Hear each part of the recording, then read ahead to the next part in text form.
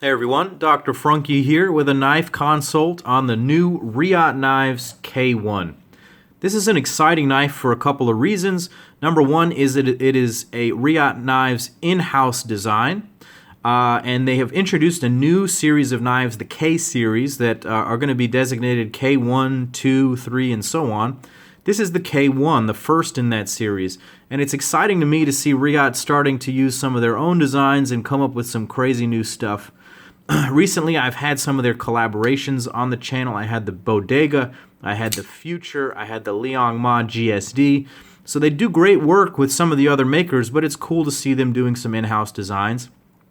Secondarily, it's exciting to see a different blade steel being used in the RWL34. I'm also excited to see the differences that they come up with in terms of their inlays. Overall, I'm very impressed by the knife, and I think that it represents a really, really high quality offering from Reate Knives that's known for their quality and their consistency. And so let's go ahead and break this knife down anatomically so we can understand what we're looking at. Up front, I have a 3.875 inch blade of that RWL34 steel. It has a 3.75 inch cutting edge. RWL34 is a nice steel. It is chemically similar to CPM 154, a powdered metallurgy steel that is high in corrosion resistance and holds an edge pretty well. This one is beautifully finished with that low grit machined satin on the primary hollow ground bevel there. There's also a nice belt satin on the harpoon swedge up top. And then they do a beautiful hand-rubbed satin finish on the flats. Reate Knives is proud to say that they do these by hand in their factory, and they do such a nice job with them. This is one of the prettiest blades that I think I've seen on a production knife. One of my absolute favorites is the ZT0392 BRN GLD for that very same reason. The satin finish on this is a much higher grit, but it's also very similar in terms of how beautiful it is to me. So let's go ahead and bring out that knife for a size comparison. This is a 3.5 inch blade. This is a 3.25 inch blade in the Liang Ma GSD, another high quality offering with a couple of small issues. You can go check out that video if you don't know. The ZT Knives 0055, this is the Frunkified version right here, is very similar in overall profile, so maybe you get a sense if you have one of those. I've got a Browse Blades Dynamic, very similar in overall profile as well, but far lower in quality and desirability to me. Here is another Chinese knife, a Reate Knife 1701, very similar in overall profile. And just for S's and G's, we're going to pull out a small Sebenza. So maybe if you have a small Sebenza, you know what that looks like there. So the reason I'm bringing out the small Sebenza, if not just to show it off, is to reference the crowned spine on the Sebenza. That is also present here on the blade of the Reate. And that is so nice to see. That is really just a nice touch that they've done. It makes it so smooth and beautiful and just really nice. Moving back, we've got the ceramic ball bearing pivot system. You can tell that by the Beg style ceramic ball bearing going on here. The action is just unbelievably smooth. The detent is perfect. It fires out every time. If I just give it the smallest amount of shaking, it just drops shut. It's not really a guillotine free faller, and I like that. It's got just the right amount of tension, and it is just buttery smooth. Really, really, really like that. I will say I don't really like how the pivot is inlaid into the knife there.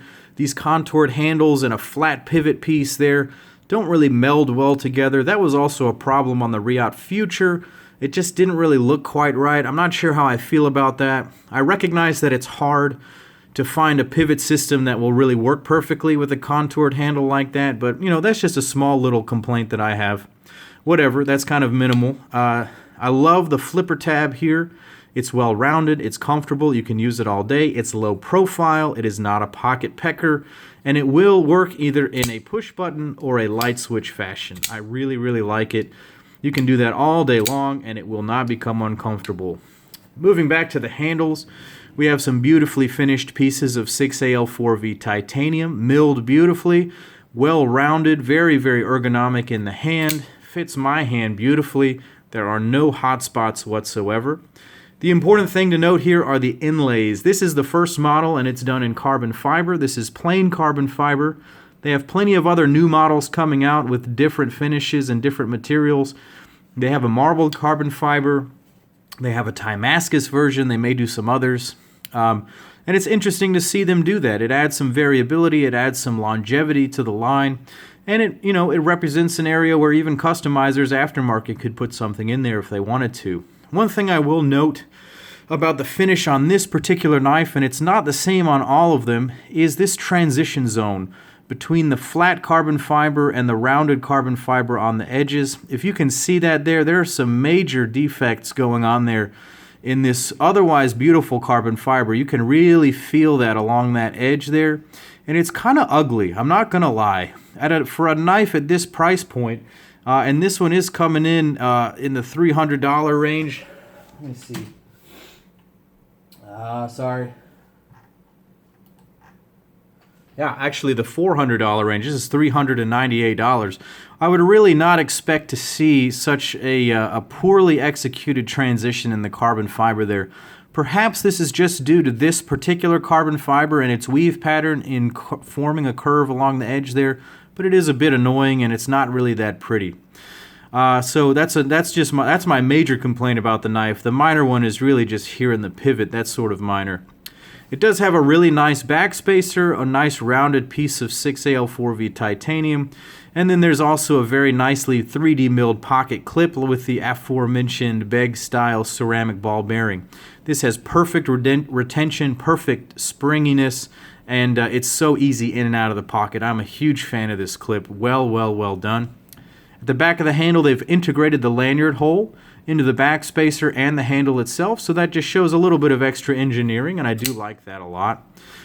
So how is this knife in terms of EDC? Well, like I said, it's very comfortable in the hand, so you can carry this all day. Whether you're using the knife or whether you're just kind of flipping the knife as a fidget toy almost, you're going to enjoy this knife. It slices very well. At .16 blade stock, it falls into the trend of this overbuilt knife pattern where, you may not want to cut apples with this all day, but in terms of most cutting tasks, it's well equipped to handle it. That deep hollow grind makes for a very thin edge, thin sort of blade behind the edge there, and it slices really nicely. It comes very sharp from the factory. I like the very pointed tip. While it may not be the strongest design, they do leave a little bit of material out there to keep it strong. It does allow for some very fine sort of pointed cuts, stab cuts going on there. It's just really nice in the hand. There's not a lot of jimping going on up here. This jimping is more or less useless. I almost wish they would get rid of it and just keep the beauty of the crowned edge there, the crowned spine. But hey, what can you do? I wasn't sitting at the table there. It's utterly smooth, and it absolutely looks nice. So you can look at it all day and hold it all day and you won't be upset. So what are my final thoughts on this knife? Well, I think that this is an excellent offering from Reate Knives. They are consistently delivering serious quality, awesome materials, and fit and finish. And so you just can't deny their expertise. Now, I think there are a couple of things on this knife, which you can basically see both of them in this shot right here, that need some serious work. And I think that should have been addressed, particularly this carbon fiber thing in quality control before this knife was sent out. But hey, what can you do?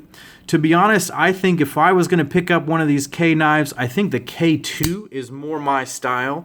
Epic Snuggle Bunny has a great video on the K2. I love the grind on that knife. But what I'm really impressed with is Reate Knives ever improving quality and their push to make some very interesting new designs. So really happy to see that coming out of their factory there.